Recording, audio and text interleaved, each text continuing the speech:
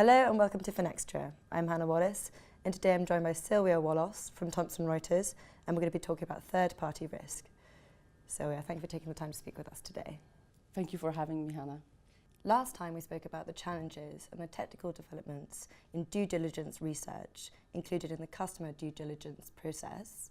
What about the wider aspects of the compliance process, specifically the compliance programs that reach beyond the anti-money laundering requirements? In financial sector, indeed, when we speak about compliance, we focus on complying with anti-money laundering and anti-terrorism financing regulation. But firms in Britain, regardless the sector, have lots of other rules to comply with. Anti-bribery and corruption regulation, anti-slavery regulation, or the obligation to prevent the facilitation of tax evasion. All these regulations, as well as the operational and reputational risk management, are different, but actually the essence of the process overlaps. In all of them, the key is to work with a transparent supply chain and manage the third-party relationship. Due diligence is an essential part of these processes, and in most cases, it is actually the same. While the subjects of investigation may be completely different from your high net worth individual to agents or distributors, but the search tools, the access to sources, the knowledge expertise of languages or industries will be essentially the same.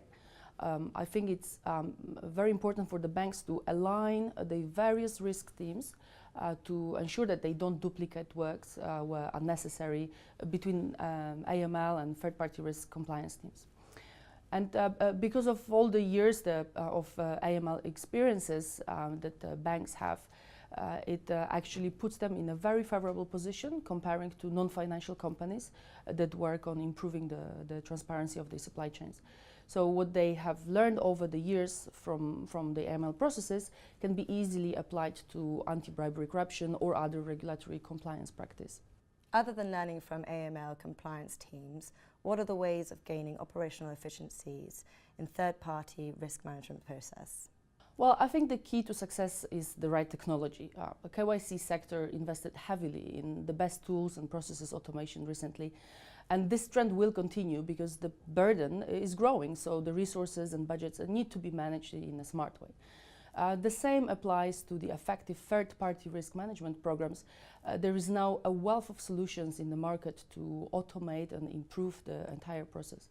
Through API solutions, you don't need to compromise on the content anymore and have a really good, user-friendly, holistic program.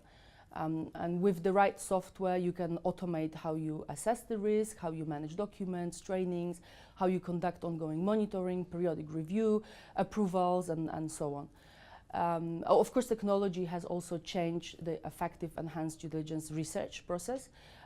We have these days so many great search tools that allow the due diligence analysts to concentrate on the analytical aspects of the work, and the robotic desktop automation solutions, the web scraping, data scraping tools collect content in a faster and a more precise way than before. The same goes for news archives review, which is a big part of background checks process. With semantic research tools, the checks are not only more precise than a few years ago, but also much faster.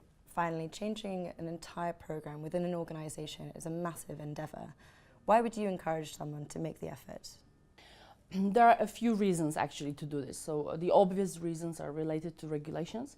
As they change, so do the policies need to change. A really good process needs to be agile and adaptable. Another valid reason is that as the organization's risk exposure changes over time, you need to make sure that your processes are aligned with your new perceived risks.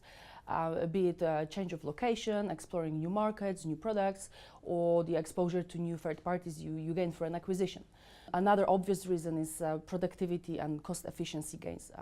We have recently completed a review with one of our large EDD customer who went through a lengthy process of changing from a cumbersome manual process of third-party risk management program to using a software solution provided by our partner combined with our content and EDD services. they have highlighted how much it changed the user experience from things like accessibility through mobile devices to clear ownership of specific steps, or the program being available in a few different languages. But that customer has also illustrated the massive improvement gained in their agents and distributor onboarding time, most going through the process within just a day now. And then last but not least, let's not forget about data processing rules that are changing in Europe in May. And I think it will be very difficult to comply with the new GDPR requirements around personal data processing rules without the right technology in place. So yes, while of course reviewing the existing process is a costly exercise, I think the potential gains really justify it. Sylwia, this has been great. Thank you. Thank you very much. And thank you for watching.